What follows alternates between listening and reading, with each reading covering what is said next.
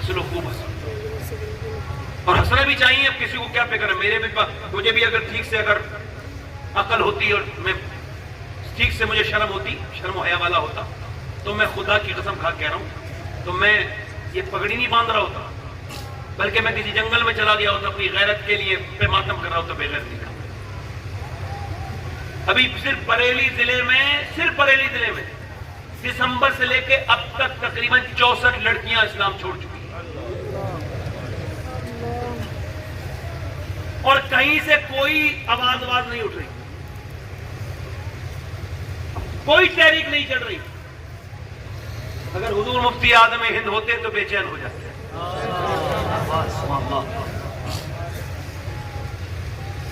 اگر مجاہد ملت ہوتے تو بے چین ہو جاتے.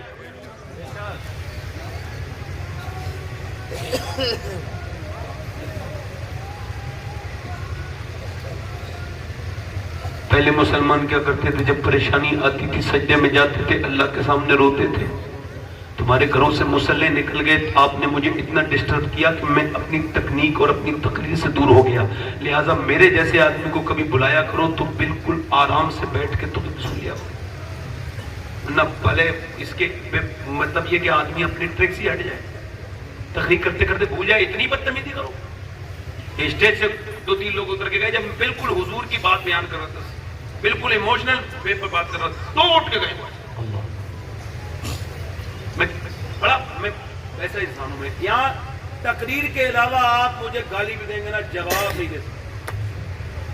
مطلب مجھے گالی اگر کوئی دیتا ہے نا، ایک بزرگ کو کسی نے گالی دی اور گندی گالی دی تو انہوں نے کہا بھی دیکھ مجھے جہنم کی وادی سے گزر کے اور جنت میں جانا ہے، اگر میں اس وادی سے گزر گیا تو تیری گالی سے مجھ پہ کوئی فرق نہیں پڑے گا، اور اگر میں اس وادی میں جہنم کی گر گیا تو تو مجھے اور گالی دے، میں اور بھی گالیوں کا مستحق. اللہ.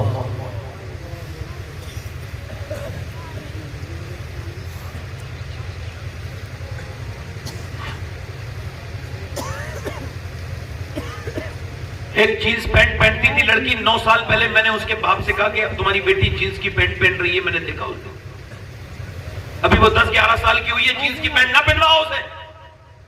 کہ لگا آپ اپنا کام دیکھو بھائی، مجھے اپنی بیٹی میں بھروسہ ہے. تو میں نے کہا یار تو بڑا بے غیرت انسان ہے، یہ بتا تیری بیٹی زیادہ بھروسے کے لائق ہے یا اللہ کے رسول کی بیٹی زیادہ بھروسے کے لائق ہے؟ مجھے بتا ذرا کون زیادہ بھروسے کے لائق ہے. اور پھر یہی ہوا کہ کچھ دنوں کے بعد وہ آدمی اپنی بیٹی کے پاؤں پکڑ رہا تھا تھانے میں، مگر اس کی بیٹی نے اس کی ٹوپی پہ ٹھوکر ماری اور بولی چل میں تجھے جانتی تک نہیں. اب یہ کہہ رہا میں تیرا باپ ہوں. ابے بے وقوف، تیری اولاد نے جب اللہ اس کے رسول کو نہیں پہچانا تو وہ تجھے کیا پہچانے؟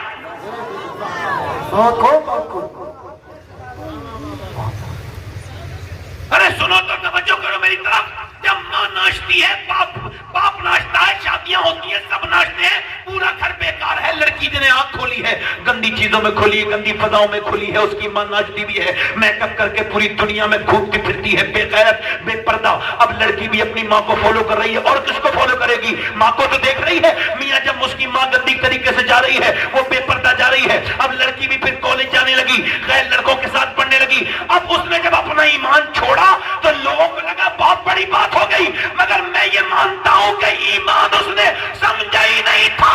اگر کوئی لڑکی ایمان سمجھ لے تو جان دے سکتی ہے، مگر ایمان نہیں دے سکتی.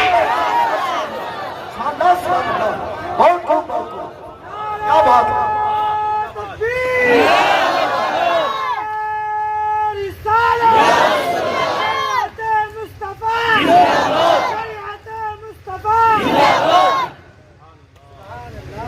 میں آپ کو بتا رہا ہوں، اگر چاہتے ہو تمہاری بہنیں، تمہاری بیٹیاں یہ دونوں بے غیرت ہوں تو انہیں پڑھاؤ، اسکولوں میں کالجوں میں پڑھاؤ. شرم آنی چاہیے. کالجوں میں پڑھنے جاتی ہیں لڑکیاں اور غیروں کی اسکوٹروں پہ موٹر سائیکلوں پہ گھومتی ہیں. بے شرم بے غیرت. مر گئی یہ قوم. تعلیم ہے یہ جہالت سے بدتر ہے. ایسی تعلیم جو ایمان چھین لے. ارے کالج میں پڑھانے سے بہتر تو یہ ہے کہ اپنی بیٹی کو قرآن و حدیث پڑھا. تھوڑا ضروری پڑھا دے، زیادہ 9ویں 10ویں تک پڑھا دے. اب 22-25 سال کی عمر ہو گئی، رشتے آنے بند ہو گئے، مگر قابل بن کے بیٹھ گئی. اب اس قابل کو کون بیا ہے؟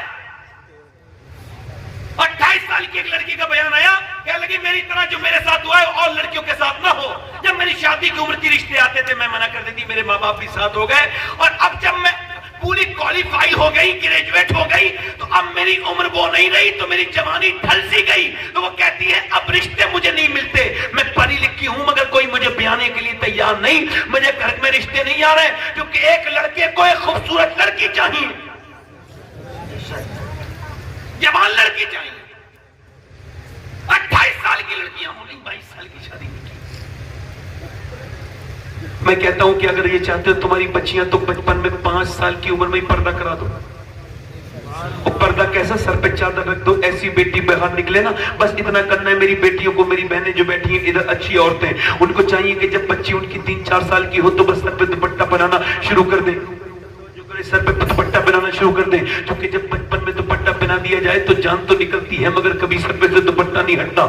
سنو، مدینہ ہے، مدینے میں ایک لڑکی قرآن پڑھ رہی ہے. اچھا، قرآن وہ پڑھ رہی ہے جس کے نانا پر قرآن نازل ہوا ہے، ذرا زور سے تو بولو سبحان اللہ. پڑھتے پڑھتے پڑھتے پڑھتے توجہ کرو، قرآن پڑھتے پڑھتے پڑھتے پڑھتے پڑھتے پڑھتے پڑھتے پڑھتے پڑھتے قرآن پڑھتے پڑھتے اس کے سر سے دوپٹہ نیچے گر گیا. جب دوپٹہ نیچے گرا تو ماں اندر کام کر رہی تھی. 6 سال کی بچی پہ پردہ نہیں ہوتا، چاہتی تو نہیں آتی، مگر ماں اندر سے آئی، سیدہ خاتون جنت اندر سے آتی ہے، بیٹی کے سر پہ دوپٹہ رکھتی ہے. بیٹی اپنی امی کو دیکھ کے کہتی، امی آپ نے میرے سر پہ دوپٹہ کیوں رکھا؟ تو ماں کہتی ہے اس وجہ سے تیرے نانا ناراض ہو جاتے ہیں، جو بچی سر پہ دوپٹہ نہیں رکھتی. یہ کہہ کے سیدہ تو چلی گئی خاتون جنت، مگر سیدہ زینب روئی اور روئی اور روئی. حساس باپ کی حساس بیٹی روئی. اللہ اکبر، عظیم الشان باپ کی عظیم الشان بیٹی روئی اور روئی. کا سیدہ فاطمہ آ کے بولی چپ جانا، اب تو سر پہ دوپٹہ رکھ لیا. اور روئی اور اپنی ماں سے چپٹ کے روئی اور کہہ لیں گی امی جان میرے نانا سے کہہ دینا اس بار مجھے معاف کر دے، اگلی بار گردن تو کٹ جائے گی مگر سر پہ سے زینب کے دوپٹہ نہیں ہٹے گا. کربلا کا میدان ہے، کربلا کا میدان ہے، حسین کا لشکر. آج یہ پورا قافلہ لٹ چکا ہے. زینب لے کر کے مدینے کو سب کو جا رہی ہے. ایک ظالم نے دوپٹہ کھینچ لیا، ایک ظالم نے ہاتھ ڈالا نبی کی بیٹی کی چادر پر. مجھے بتاؤ جو نبی کی بیٹی کے سر پہ اوپر ہاتھ ڈال دے، وہ بتاؤ جو چادر کھینچ لے وہ مسلمان کا ہاتھ ہو سکتا ہے؟ ہو سکتا ہے. کھینچی چادر، جیسی کا چادر کھینچی زینب نے اپنے بالوں سے اپنا چہرہ ڈھک لیا. اور میری بہنیں سنے، بالوں سے ڈھکنے کے بعد اپنے نانا کی طرف دیکھا اور کہا یا رسول اللہ، اے میرے نانا، میں نے بچپن میں وعدہ کیا تھا مگر اب میرے سر سے دوپٹہ چھن گیا تو بالوں سے ڈھک لیا ہے، معاف کر دینا نانا. میرے بھائی شہید ہو گئے مگر میں باہر بے پردہ نہیں نکلی. میرے بھائیوں کی لاشوں پر گھوڑے دوڑے مگر میں نہیں نکلی. میرے بھتیجوں کی لاشوں پر گھوڑے دوڑے، میرے بچوں کی لاشوں پر، بھتیجوں کی لاشوں پر جب گھوڑے دوڑ رہے تھے تو ان کی ہڈیوں کی ٹوٹنے کی آوازیں مجھے آتی تھی مگر میں باہر نہیں نکلی تھی. میں کبھی انہیں دیکھنے بھی نہیں گئی میرے نانا، مگر آج میرے سر سے دوپٹے چھین لیا گیا ہے. اب آپ کی بیٹی کیسے پردہ کرے؟ معاف کر دینا مجھے نانا. پھر اپنے باپ علی کی طرف کو منہ کر کے دیکھتی ہے، کہتی اے میرے بابا علی، میں وہی زینب ہوں جب چلتی تھی. جب میں چلتی تھی کوفے میں، مکے میں، مدینے میں تو آپ فرماتے تھے میری زینب کے پاؤں کے نشان مٹاتے جاؤ.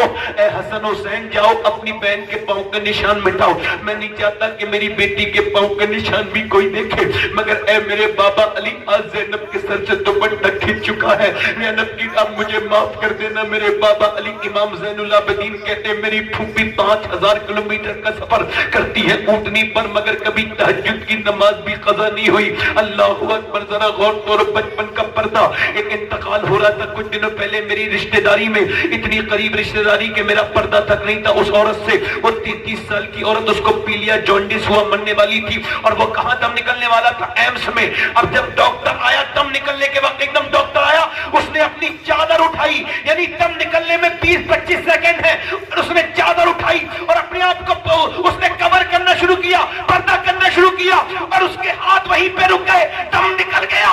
مگر میرے بات یہ سمجھ میں آ گئی کہ اگر بچپن میں پردہ کرا دیا جائے تو انسان کی روح نکل جاتی ہے مگر اس کے جسم سے حیا نہیں نکلتی، اس کے اندر سے جو ہے وہ باقی.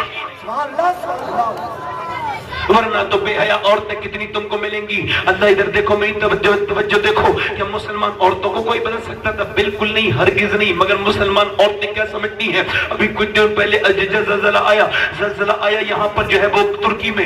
اب وہاں پر پتہ چلا ایک ملبے میں کہ یہاں اندر کوئی انسان ہے. انہوں نے جب اسے کاٹا پیٹا پیٹا 2-3 گھنٹے کے بعد، یعنی 150 گھنٹے کے بعد کہا باہر نکلو، تمہارے لیے راستہ کرا دیا گیا۔ اندر سے لڑکی کی آواز آئی میں ایک عورت ہوں اور باہر نہیں آ سکتی۔ کہا کیوں؟ کہا میرے سر پہ دوپٹہ نہیں ہے۔ کہا کیا مطلب؟ کہا مطلب یہ ہے کہ ابھی ترکی میں زلزلہ آیا ہے مگر میرا ایمان سلامت ہے۔ جس اللہ نے مجھے 150 گھنٹے بغیر کھانا اور پانی کے رکھا ہے، میں اس کی نافرمانی نہیں کر سکتی۔ اب تبھی باہر آؤں گی جب پہلے دوپٹہ اندر بھیجو۔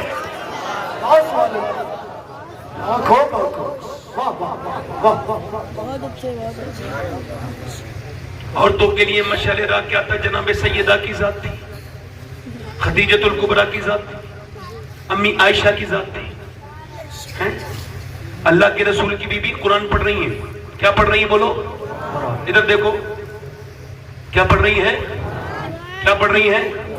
کیا پڑھ رہی ہیں؟ قرآن کی آواز باہر مسجد میں جا رہی ہے، ہلکی ہلکی ہلکی ہلکی، بہت ہلکی۔ حضور نے پتھر اٹھا لیا، جہاں سے آواز آ رہی تھی اس سوراخ میں لگایا، اندر گئے اور آپ نے فرمایا عائشہ اتنی زور سے قرآن نہ پڑھو کہ باہر آواز جائے۔ قرآن پڑھنے والی امی عائشہ ہو جس کی طہارت قرآن نے بیان کی، جس کی پاکیزگی کا بیان قرآن کرے، اور پڑھی جانے والی کتاب اللہ کا کلام قرآن ہے۔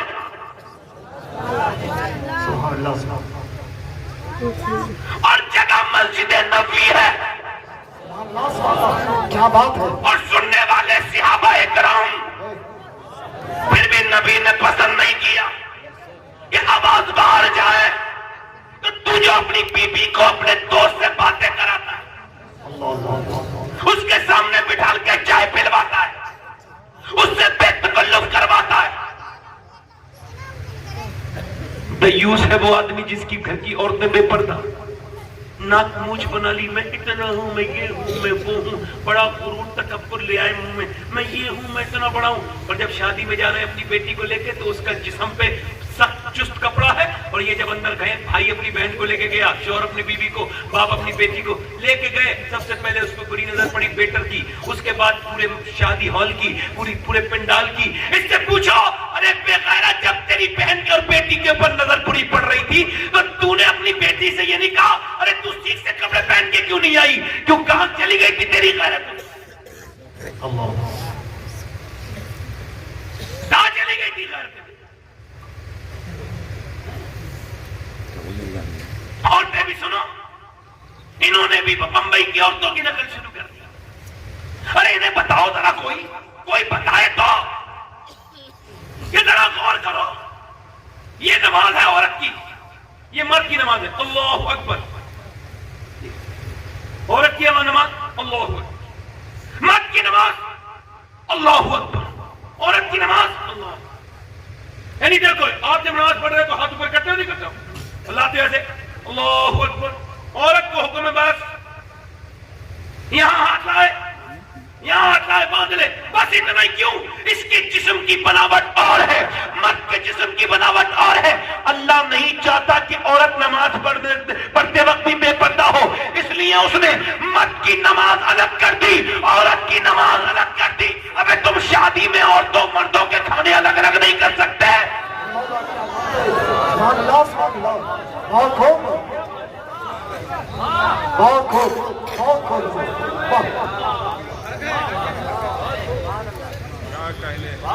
عورت کی نماز الگ، مرد کی نماز۔ مولا علی کی شادی ہوئی، کس کی شادی؟ یار خدا کی قسم، نبیوں کے بعد سیدہ فاطمہ اور مولا علی کے جیسی جوڑی کوئی نہیں۔ شادی ہوئی ہے، مولا علی کہتے ہیں میری دلہن میرے گھر آئی ہے، اور ماما نے شادی ہوتی ہے۔ شادی کیا ہوتی ہے؟ ڈرامے ہوتے ہیں، جہیز اتنے لمبے لمبے چوڑے چوڑے بھکاری، اور یہ جتنے بڑے یہ کہتے ہیں نہیں لیں گے، یہی سب سے لیتے ہیں۔ یہ جو یہ کہتے ہیں بالکل نہیں چاہیے، ان سے تو بچ ہی رہنا۔ میں ایک حاجی جی کو جانتا ہوں، انہوں نے ہم سے کہا بھائی ہمارے لڑکے کا رشتہ لگائے، بعد میں پتہ چلا اس کی خوراک بڑی بڑی ہے، بہت بڑا بھکاری ہے، یہ اندر سے بھیک مانگتا ہے، کچھ نہیں چاہیے، تو بعد میں کہہ رہے تھے بڑے بڑے غریب لوگ ہیں وہ، تو جہاں آپ رشتہ لگا رہے ہو چاہیے بھی کچھ نہیں۔ اور شادی کیا ہوتی ہے؟ کھانا بربادی. ارے جس شادی میں ناچ گانے ہوں اللہ کو ناراض کیا گیا. اللہ نے خوشی دکھائی ہے. بولو ایسا نہیں ہوتا ہے کہ کل کو شادی ہے آج موت ہو گئی گھر میں؟ ہوتا ہی نہیں ہوتا ہے. بولو اللہ نے خوشی دکھائی تھی تو نعت خوانی کی محفل ہونی چاہیے تھی. اللہ نے خوشی دکھائی تھی تو نبی کے نام کی باتیں ہونی چاہیے تھی. اللہ نے خوشی دکھائی تھی تو گھر میں قرآن خوانی ہونی چاہیے تھی. اللہ نے خوشی دکھائی تھی تو مدرسے کے بچے کو بلا کے بہترین کھانے کھلانے چاہیے. مدرسے کے بچے 40ویں کے کھانے کھائیں اور شادی پہ مدرسے کے بچوں کی جو دعوت نہ کریں.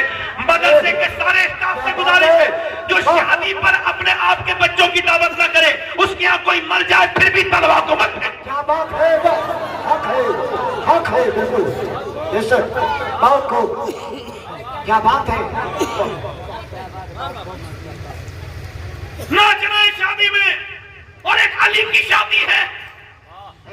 اور میری بیٹیاں سن لیں, تم سب بیٹی ہو, کسی کی لڑکی ہو, کسی کی ماں ہو, سنو تم سب کو چاہت ہوتی ہے میں دلہن بنوں تو اچھے کپڑے پہنوں.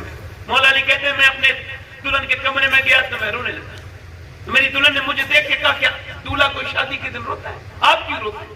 تو مولا علی کہتے ہیں میں نے کہا اس وجہ سے آپ کے صبر کو دیکھ کے رو رہا ہوں اور حضور کی تربیت کو دیکھ کے میں رو رہا ہوں. کیا مطلب؟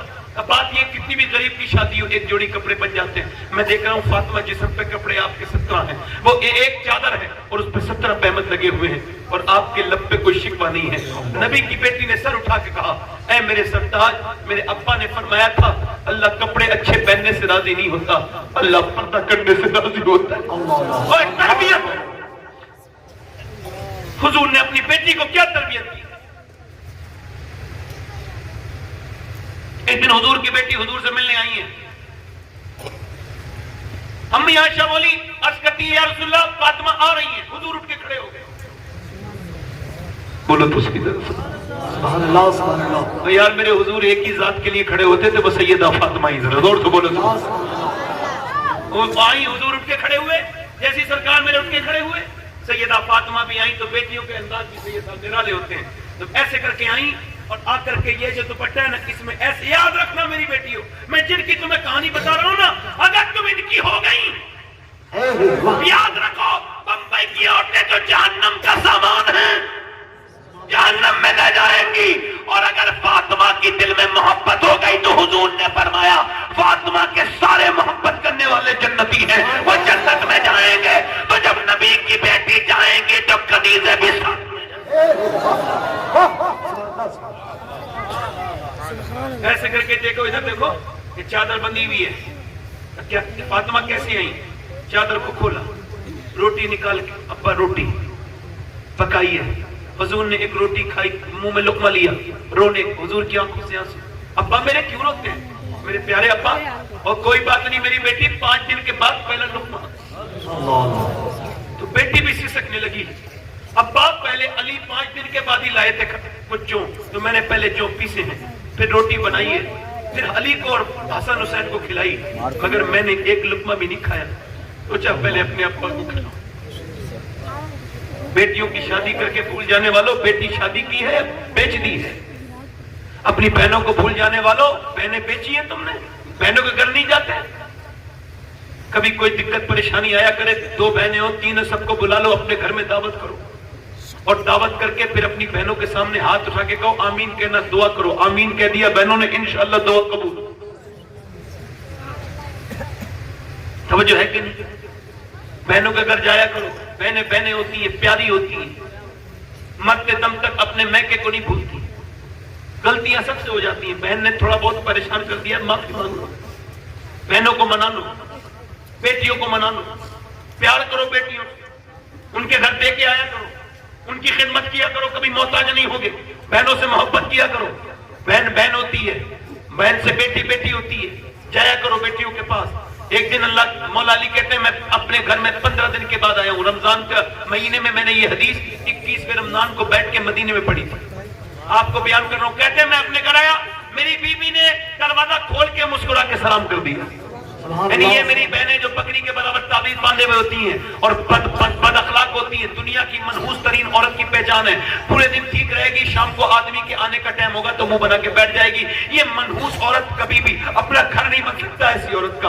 एक ही बात है कि जब शौहर आने का वक्त हो और औरत को पता लगे तो अच्छे कपड़े पहन ले। आला हजरत फरमाते हैं औरत को पता लगे मर्द आने वाला है, और अगर वो उसके इस्तकबाल के लिए वो अपना मेकअप करती है, फरमाते हैं जितनी बार आईने को देखती है अल्लाह उतने ही सदके का सवाब अता फरमाता है। अब मियां अपने घर में तो मैले के चोले कपड़े, बिल्कुल घटिया कपड़े, कुड़िया बने बैठी है, और जब जा रही है शादी में तो मियां बड़े मेकअप के बाद बड़े सच के बन के बड़ी क्रीमें ब्रीमें माशाअल्लाह मेरी बेटियां थोप के जाती हैं। तो इनसे पूछो मेरी बहनों से, ये बता मेरी बहन, अरे तो देखने वाला तो तेरे घर में है, ये किसे दिखाने जा रही है? क्या बात है, क्या बात है। और ये बेगैरत जो लेके जा रहा है इसे भी शर्म नहीं आ रही। ये भी कह रहा कोई तो देखो मैं सजा के लाया हूं। इनकी गैरतें मर गई बेशऊरों की। ये तकरीरें मेरी शादियों में चलाओ ताकि इनके सीनों में आग लगे, क्या बात है। इनको बुरा लगे। कम से कम मेरी बात, मैंने एक बार कहा कि शायद लोग, मैंने कुछ दिनों पहले 5-6 साल पहले शुरू करा कि शायद लोग मदीने नहीं जाते, मदीने, अब सबसे ज्यादा शहर मदीने जा रहे हैं। तो मेरी बात का बुरा मान के जा रहे हैं मगर जा रहे हैं। क्या बात है, है ना, तवज्जो है कि नहीं है? पूरी जिंदगी हो गई हज की फजीलत में तकरीर करते करते, मौलाना ने अभी तक हज ही नहीं किया है।